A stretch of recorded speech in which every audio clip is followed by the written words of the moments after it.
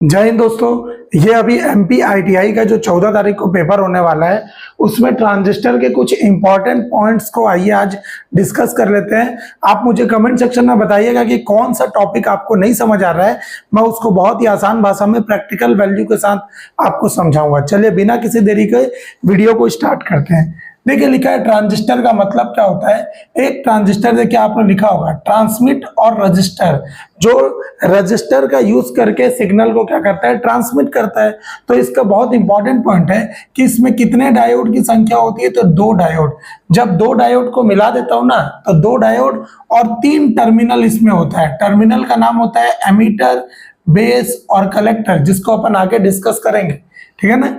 यह लो resistive circuit से high resistive circuit में क्या करता है, सिग्नल को ट्रांसफर करता है। ध्यान रखिएगा, ट्रांसफर करता है, कन्वर्ट नहीं करता है। यह आपको क्वेश्चन बना हुआ है कि ट्रांजिस्टर हमेशा क्या करता है, लो रजिस्टिव सर्किट से हाई रजिस्टिव सर्किट में सिग्नल को ट्रांसफर करता है, स्थानांतरित करता है। ठीक है, 2 टाइप के ट्रांजिस्टर होते हैं, एनपीएन और पीएनपी। एनपीएन मतलब एनपीएन नेगेटिव पॉजिटिव नेगेटिव ऐसा बोलते हैं, तो ये पीएनपी ट्रांजिस्टर होता है। दोनों का सिंबल आपको अच्छे से पढ़ के जाना है। दोनों का सिंबल, यहाँ एन है ना, निकल रहा है मतलब ऐसे एरो ऐसे बना दो तो ये निकलना हो गया। पी का मतलब हो गया, आप ऐसा बना सकते हैं, पहुंच रहा है, पहुंच का मतलब है ये ऐसा हो गया, एरो अंदर आ रहा होगा तो ये पीएनपी ट्रांजिस्टर है। एक सिंबल से क्वेश्चन आना फिक्स है, आप अच्छे से पढ़ के जाइएगा सिंबल। अब देखिए इसी के बेस, एमीटर और कलेक्टर को पढ़ लेते हैं। बेस क्या होता है, ट्रांजिस्टर का वह भाग जिसकी मोटाई सबसे कम होती है भाई, 0.025 से 0.05 मिलीमीटर तक होता है, मतलब सबसे पतला होता है ये। और क्यों पतला रखा जाता है, इसका रीजन भी पूछता है, ताकि कलेक्टर के द्वारा ना 98 से 99% इलेक्ट्रॉन को क्या कर सके, ग्रहण किया जा सके। ठीक है ना, इसलिए ट्रांजिस्टर के बेस को पतला रखा जाता है। ठीक, इसमें एक वर्ड आएगा बार बार, डोपिंग। तो डोपिंग का मतलब होता है कभी भी अशुद्धि मिलाने की प्रक्रिया। किसी भी सेमीकंडक्टर डिवाइस में ना हम कुछ अशुद्धियां मिलाते हैं, जैसे आपने पढ़ा होगा पी टाइप अशुद्धि, एन टाइप अशुद्धि, ये सब आपने पढ़ा होगा। तो जिसमें अशुद्धि मिलाने की जो प्रक्रिया होती है ना, उसी को हम डोपिंग कहते हैं। तो यहां पर क्या होगा, बेस में सबसे मतलब ये द्वितीयक दर्जे या मीडियम लेवल की डोपिंग की जाती है। इसका काम क्या होता है, इलेक्ट्रॉन्स को कंट्रोल करना होता है। क्लियर हो रहा है। दूसरा नंबर एमीटर। एमीटर क्या होगा, जिसका क्षेत्रफल सबसे अधिक होता है, इसमें सबसे हाई लेवल की डोपिंग की जाती है और इसका काम होता है इलेक्ट्रॉन को एमिट करना है। एमिट का मतलब होता है निकालना। और कलेक्टर का काम होगा, इसमें जो है इसका क्षेत्रफल मध्यम लेवल का होता है, सबसे लो लेवल की डोपिंग की जाती है, इसका काम होता है इलेक्ट्रॉन्स को कलेक्ट करना। आपको समझ आ रहा है। अगर मैं आपको बोलूं कि डोपिंग के स्तर के हिसाब से बढ़ते हुए क्रम में ट्रांजिस्टर के भागों को जमाना है, तो सबसे कम डोपिंग किस में हो रहा है, तो सबसे कम डोपिंग है कलेक्टर। कलेक्टर से बड़ा कौन आएगा, कलेक्टर से आएगा बेस, और बेस से सबसे ज्यादा डोपिंग किस में हो रहा है, एमीटर में। तो ये जो मेरा सीरीज बन रहा है, ये डोपिंग के लिए बन रहा है, मतलब डोपिंग के बढ़ते क्रम के लिए बन रहा है। सबसे कम कलेक्टर में, उससे ज्यादा बेस में, सबसे ज्यादा एमीटर में। क्लियर हो रहा है। ये सब चीजें भी आपसे क्वेश्चन बना के पूछ सकता है, क्योंकि पैटर्न चेंज हो रहा है लेकिन क्वेश्चन का कंसेप्ट चेंज नहीं हो रहा है। ध्यान रखिएगा, निमी से क्वेश्चन आ नहीं रहा है, लेकिन निमी के पैटर्न पर ही क्वेश्चन पूछा जा रहा है। ध्यान से देखिएगा, ये जो बेस करंट है इसको बोलेंगे आईबी, कलेक्टर करंट को बोलेंगे आईसी, और एमीटर करंट को बोलते हैं आईई। तो इन तीनों का फॉर्मूला बनता है IE equal to IB plus IC. थोड़ी देर के लिए आप ई को ए मान लेंगे ना, तो ए बी सी करके भी याद कर सकते हैं। ई को ए मान लीजिए, आई ए बराबर A I B plus I C, A B C या ई बी सी, जैसा आपको याद रखना आप कर सकते हैं। ठीक है, ये सब आपको क्वेश्चन में न्यूमेरिकल बना के देगा।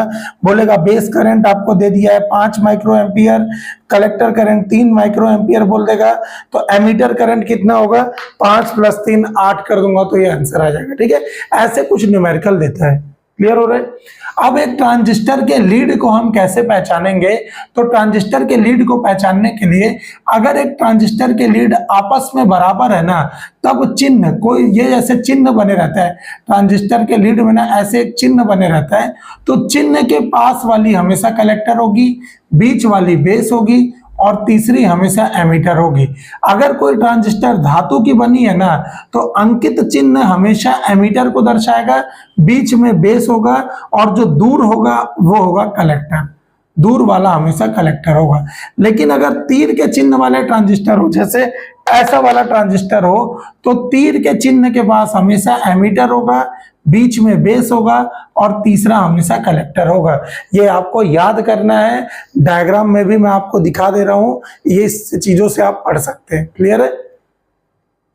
ये जो है ना ट्रांजिस्टर एक्शन, इससे जेई हो चाहे एई हो चाहे आईटीआई हो, हमेशा क्वेश्चन बनता है, तो आपको इसको एकदम अच्छे से पढ़ना है। सीरियल नंबर, ये एमीटर बेस, ये बेस कलेक्टर, और ये कैरेक्टरिस्टिक का मतलब है अभिलक्षण, ऑपरेशन का मतलब है क्रिया, कैसे क्रिया काम कर रहा है। ठीक है, मैं बोलूंगा जब एमीटर बेस, और ये इसको बोल रहे हैं कलेक्टर बेस, है ना, ये होता है कलेक्टर बेस कॉन्फ़िगरेशन। एक है एमीटर बेस, एक है कलेक्टर बेस, तो इसको भी आप पढ़ सकते हैं EBC। तो मैं इसीलिए कलेक्टर बेस को ना याद करने के लिए B और C कर दिया हूं, ताकि आप चार्ट, आपको अल्टीमेट चार्ट याद होना चाहिए, तो आप बना सकते हैं। ठीक है, मैंने क्या किया, एक बार फॉरवर्ड, दोनों को एक बार फॉरवर्ड रखा, एक बार इसको फॉरवर्ड, इसको रिवर्स, फिर इसको रिवर्स, इसको फॉरवर्ड, फिर दोनों को रिवर्स रिवर्स। कैसे हम लोग डिजिटल इलेक्ट्रॉनिक्स में करते हैं, 1 1 0 0, फिर यहां पर क्या होगा 1 0 1 0, ऐसे करके भी आप बना सकते हैं। क्लियर है? जब दोनों एक बार दोनों चालू हो, एक फॉरवर्ड हो एक रिवर्स हो, एक रिवर्स हो दूसरा फॉरवर्ड हो, या दोनों के दोनों रिवर्स हो, तब क्या होता है, तब आपको कैरेक्टरिस्टिक हमेशा ध्यान में रखना है। आप यहाँ पे देखेंगे तो आपको यहाँ पर वर्ड दिख रहा होगा SARC, तो आप शार्क करके याद कर सकते हैं। शार्क देश भी है, आप सुने होंगे वर्ल्ड में शार्क देश भी होता है, और शार्क जो समुद्र में पाया जाता है, जो मछली वाला प्रजाति, उसको भी आप बना सकते हैं।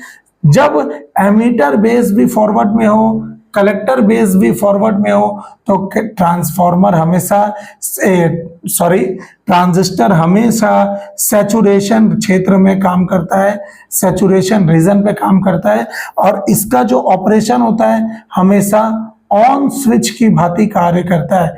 ये भी अग्र अभिनति में है, ये भी अग्र अभिनति में है, तो हमेशा ऑन स्विच जैसे काम करेगा। जब एमीटर बेस फॉरवर्ड हो, कलेक्टर बेस रिवर्स हो, तो ट्रांजिस्टर हमेशा एक्टिव रीजन में काम करता है, एक्टिव क्षेत्र, और इस क्षेत्र में ट्रांजिस्टर हमेशा एम्पलीफायर जैसा काम करता है। ध्यान रखिएगा, एक्टिव क्षेत्र में ही ट्रांजिस्टर हमेशा एम्पलीफायर जैसा काम करता है, हजारों बार पेपर में पूछा हुआ है। ठीक है ना? फिर जब एमीटर बेस जंक्शन मेरा रिवर्स में हो और collector base junction forward bias में हो, तब ट्रांजिस्टर का जो अभिलक्षण होता है रिवर्स मोड पे काम करता है, या इसी को मैं बोलूंगा नो गेन। और इस टाइप में ट्रांजिस्टर हमेशा अटेनुएटर के जैसा काम करता है। क्लियर है? ये वर्ड याद रखिएगा।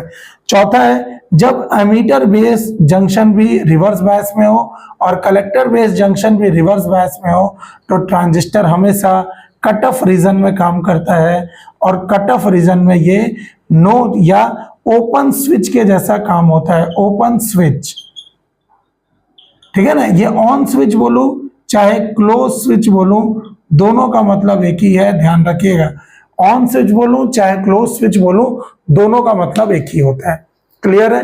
अब इन तीनों में ना हमेशा मैं एक तीनों का चार्ट भी लेके आ जाऊंगा आपके लिए, बट वो देखता हूं कि अगर ITI में पूछ रहा है तो मैं देता हूं उसको, नहीं तो फिलहाल इससे आपका काम चल जाएगा। और एक आता है relation between alpha beta and gamma, इसका हमेशा रिलेशन पूछता है, आपको न्यूमेरिकल कभी नहीं देगा। जेई और एई लेवल पे न्यूमेरिकल देता है, ITI बेसिस पे अगर पूछ रहा है तो हमेशा सिर्फ एक रिलेशन दे देगा। क्लियर है? जैसे सबसे पहले अल्फा, ये अल्फा बीटा गामा, ये सब करंट एम्प्लीफिकेशन फैक्टर होते हैं, लेकिन डिफरेंट डिफरेंट कॉन्फ़िगरेशन में। कॉन्फ़िगरेशन का मतलब होता है डिफरेंट डिफरेंट जगह पे। जैसे मैं पहला बोला कॉमन बेस कॉन्फ़िगरेशन, तो यहां पर आएगा हमेशा अल्फा। कॉमन एमिटर कॉन्फ़िगरेशन यहां आएगा बीटा। कॉमन कलेक्टर कॉन्फ़िगरेशन यहां आएगा गामा। ये सब अपने अपने एक ऐसा ट्रांजिस्टर का बनावट जिसमें बेस को कॉमन कर दिया गया है। कॉमन का मतलब बेस को नीचे अर्थ में जोड़ दिया गया होगा। कॉमन एमिटर का मतलब होगा बेस और कलेक्टर को अलग रख के एमिटर को कॉमन कर दिया है।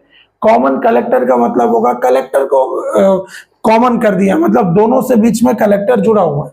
ठीक है, तो यहां पर जो अल्फा का फॉर्मूला आएगा, हमेशा कलेक्टर करंट और एमीटर करंट के अनुपात को अल्फा बोलते हैं, और इसका मान 1 से थोड़ा ही कम होता है, 0.95 से 0.98 तक। बीटा क्या होगा, IC डिवाइडेड बाई IB, इसका मान हमेशा 20 से 200 तक हो सकता है। और जो गामा होता है ये होता है IE डिवाइडेड बाई IB, इसका मान बीटा से हमेशा ज्यादा होता है, 201 से 301, क्योंकि आप देखेंगे गामा हमेशा बीटा प्लस 1 होता है। ये वैल्यू आपको एकदम दिमाग में बैठा के ले जाना है। Alpha equal to beta upon 1 plus beta, beta equal to alpha upon 1 minus alpha, gamma equal to 1 plus beta, और gamma equal to 1 divided by 1 minus alpha. ये आपको एकदम अच्छे से याद करके जाना है। और ध्यान रखिएगा कि जब भी इसको याद करना है, ये अल्फा है ना, अगर मैं इसको ए बोल दूं, ए से अल्फा, और ई को भी ए मानूं, हमेशा देखिएगा ए नीचे आ रहा है, यहाँ बीटा है तो बी नीचे आएगा। और गामा में कोई सी वाला नहीं है, कॉमन कलेक्टर है ना, तो कोई सी वाला टर्म नहीं है, ई और बी वाला टर्म आ जाता है। ठीक है, तो ये चीज आपके ट्रांजिस्टर से इंपॉर्टेंट पॉइंट्स थे, इसको आप पढ़िएगा अच्छे से। और भी जो भी पॉइंट होगा मेरे को आप कमेंट सेक्शन में बताइए कि हाँ मेरे को ये इस टॉपिक पे डाउट हो रहा है, मैं आपको आसान भाषा में समझाने का पूरा कोशिश करूंगा। ठीक है, ऑल द बेस्ट सभी विद्यार्थियों को, अच्छे से दीजिए पेपर, जितना पढ़ लिए सफिशिएंट है। ये बस मैं बनाया हूं आपका रिवीजन के लिए कि आप शॉर्ट नोट्स पे कैसे कैसे रिवीजन कर सकते हैं। ठीक है, चलिए मिलते हैं अगले वीडियो में। Thank you so much.